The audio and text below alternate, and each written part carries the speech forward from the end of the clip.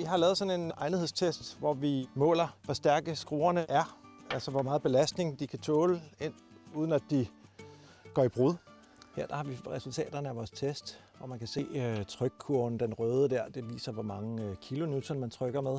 Så vi har trykket med cirka 5 ton, lidt over 5 ton på den her skrue, og målt hvor meget der skulle til, for at den ligesom fik for meget.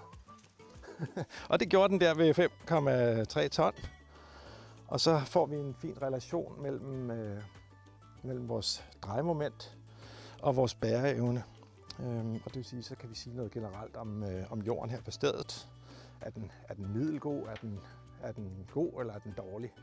Og den er faktisk bedre end middel. Så vi er kommet frem til en ret god bæreevneformel. Og det er jo godt, fordi så behøver vi ikke at skrue helt så mange forlængere på.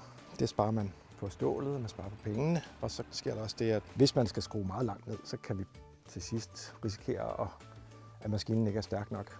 Så det er også godt, at vi ikke skal opnå et helt så højt drejemoment som en gennemsnitssituation.